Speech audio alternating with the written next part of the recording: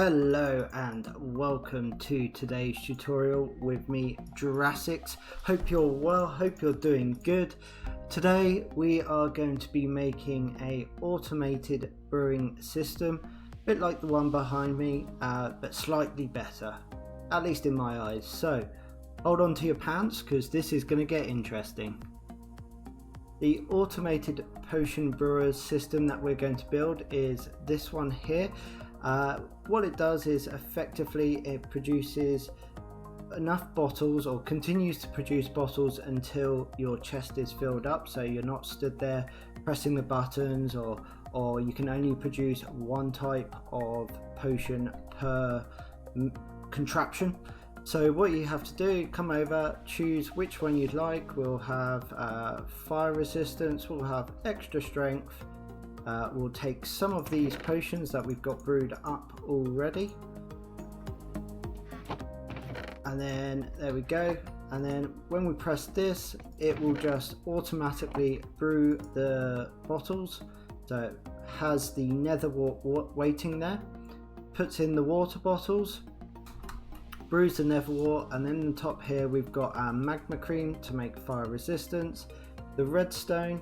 In that second one we have the Netherwart for the next bottle, and then this stack here of chests is our water bottles ready to go in with a indicator light that we've got less than a double chest full, or just over a double chest of water bottles. And what happens is every time that this becomes empty, so once this Netherwart drops into the brewing stand, it will release the hopper and allow water bottles in. It will also pulse to allow the water bottle, the potions out. And then over here, if this is, or if the chest is empty, or there's space in the chest, it will push out the observer and restart the clock, and it will send a pulse all the way along here, along our chain. And how it decides what potion we're going to use is by this redstone torch being off. So when this redstone dust turns off and then back on again, it fires those dispensers underneath it, and they go up into the hopper chain, and then they just go in an orderly fashion. So that's how it works.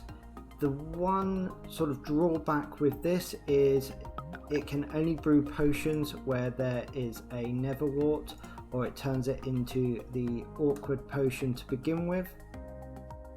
Otherwise you can brew every other potion within the Minecraft game. Okay, so it's now finished brewing the potions. So in here we will have our fire resistance potions. So always do one more round once that comparator is off, and as you can see it's left the observer out here. But if we're to take out a load of potions, it will reset the system as we just heard, but it won't start the potions going again. So you have no fear of it just continually producing them just because there's space in the chest. So the design is based off of an Impulse SV design, which will only brew one type of potion. So you set it up with the ingredients in the droppers up there, but unfortunately you have to build 15 or so compartments to be able to do every single potion. Over here is the OMG craft, which gave me the idea for being able to select which potions you brew. In this regard, it can brew potions that don't have Netherwart or awkward potions, so it can do that, but unfortunately you have to press the button each time, so it will only do one lot of 3 each time you need a potion. So to build this design you will need the items in my inventory right now. Depending on how you build it and how you modify this design, you will need more or less. On my single player world I built it round a corner, so I ended up using more hoppers and more building blocks, etc., to make it round the corners. So I had this section in one area, then this along the main face, and then this section on the other side. So we're going to come over here and we're going to build it in the same orientation as we have here. So we're going to go 21 blocks along. So we're going to come in 1 and go up 3, then we're going to come across 4, and then like so, and then 12 along,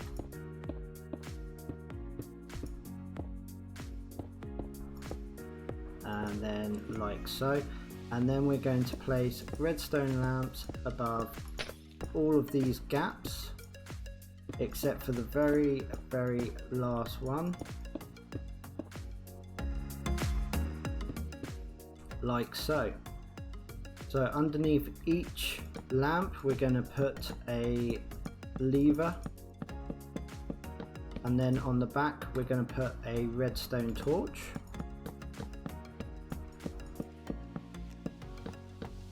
Like so. And then we're going to get our building blocks once more and just cap that top bit off like that.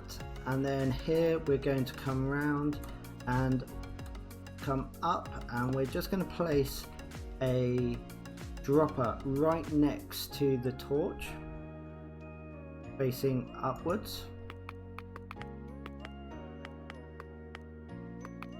And then we're just going to put a temporary block here with a dropper facing up.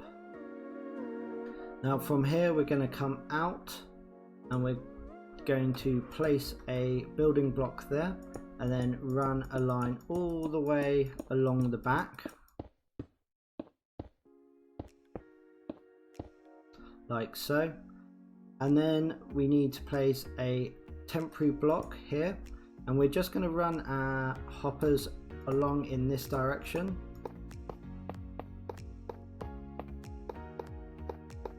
Like so. There we go. And then you're going to get your redstone dust, so we'll come all the way along except for this gap here, which is perfect in terms of distance, and then we run that along there. And that is our ingredient loading mechanism all built in. So now we're going to build our auto brewing system with our brewer in place. So what we're going to do now is just remove that those 2 blocks, and then we're going to come down 1 block to here, and then down 2 blocks, and then place a block up. So you've come down 1, 2 along, and then we're going up again, and then we want to place 1 like so. And then we'll also have 5 blocks running all the way over here, and where the back of that is, we're going to place our button. So when we put our redstone dust down like so with 2 repeaters, we will see that it fires up very quickly. Now on this side of the block we're going to put our redstone torch, and then we're just going to run our redstone up, and we'll see it's lit all the way along, which is a very good sign. And then down here we're going to place a repeater going into the back of that redstone torch. Now we're going to place a 2x4 coming off of that sole block, so there's a little gap there.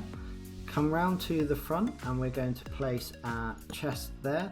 We can have a double chest if required, and then around the back here we put a hopper facing into that chest with another hopper facing into that one. Potion brewer or brewing stand goes on the top of that, and then we get a hopper and we go above the stand, put 1 going directly in it, and then 1, 2, 3, 4, and then we take that at the angle, and that's where all of our ingredients will be coming into. And then down here off of this hopper here, we just want to place a comparator which will read if there's items still in that hopper because the chest is full.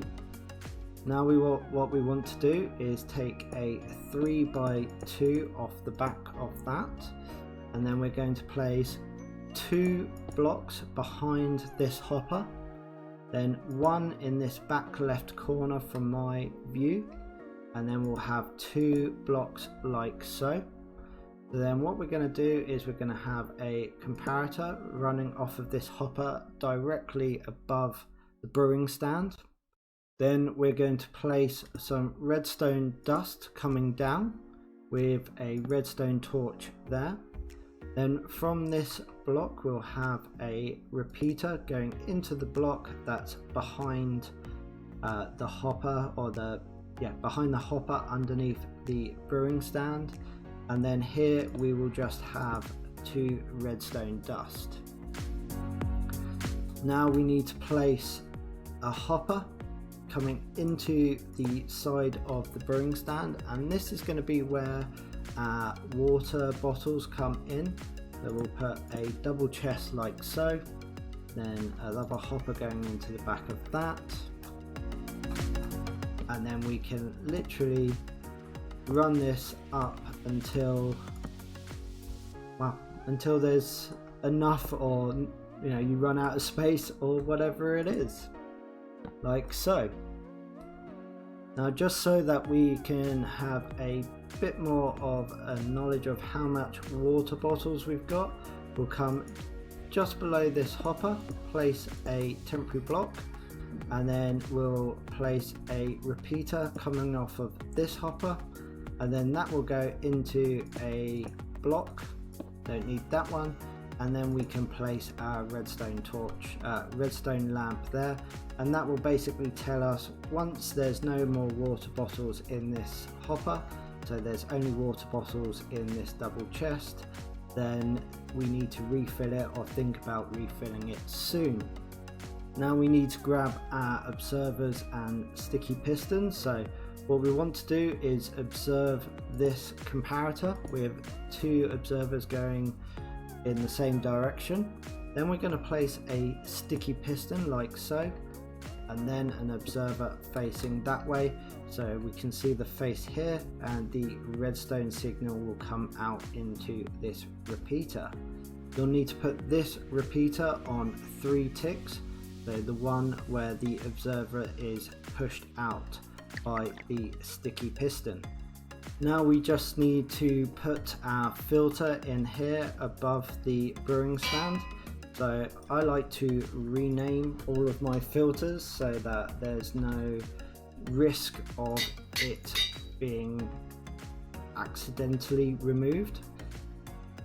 And then what we're going to do is come in here, we're going to place 1, 2, 3 on their own, and then this last one will have 19 in, and that's just enough of a signal to make this circuit work. Now we need to put our item frames above our lamps, and then also fill everything up with all the ingredients that we're going to need. So we need to fill up with water bottles. And there we go, we have our indicator light on. Then we also need to place our blaze powder in our brewing stand. We also need to place 1 Netherwart in there so that it pre-preps the system. If you don't do that, this won't work from the beginning.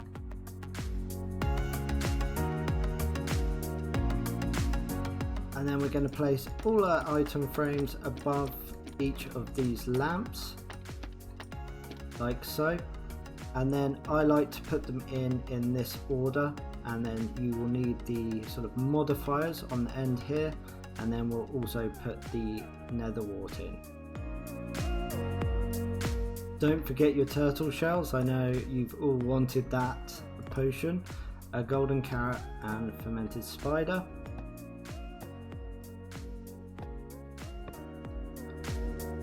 And then in each of these round the back, we just want to fill up, or in your survival world, fill up as much as possible.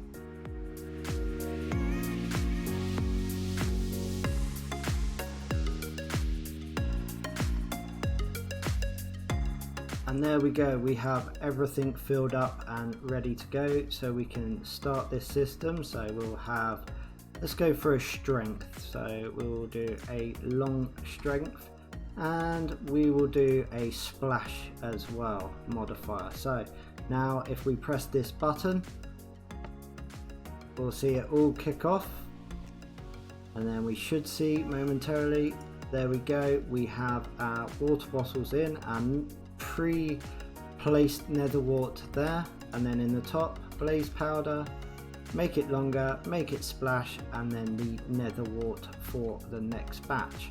And that will just keep going until this chest is full, and until there's a signal saying that this has still got items in it. It will continue to produce until that time. If you don't want it to brew so many, what you can do is put some filler items in like so, and then it will just fill up those, so you will have probably somewhere around 9 or 12 potions in that scenario. One last change you can make for your Netherwart is a indicator light, so we can place blocks like so. So what we want to do is read off of this dropper, so we'll place a comparator on that block, remove that, and then we can place a redstone lamp there, and then coming off of this, what we can do is have another comparator with a block and a item frame, and basically say, right, when it gets to a certain level we want to turn this off. So if we take out that many, if we twist this to that level, what it will do is say, right, when there's only 3 stacks left, it will turn off, saying that we need to refill our Netherwart dropper. And there we go, we just saw it refire, and now we have another potion brewing, and we have all of our potions already brewed there, with space for these last ones to go in. I've left the gap here so that you can still get access to your droppers from underneath.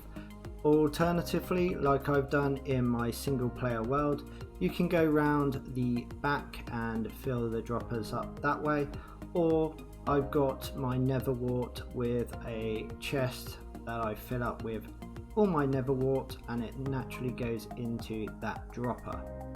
And that is going to be it for today's tutorial. I hope you've enjoyed this, and I hope to see this going into your worlds as well. I found it's been fantastic in my single player world. And that's it. Thank you very much for watching the video. Please like, subscribe and comment for more content like this in the future, and I look forward to seeing you soon. Bye.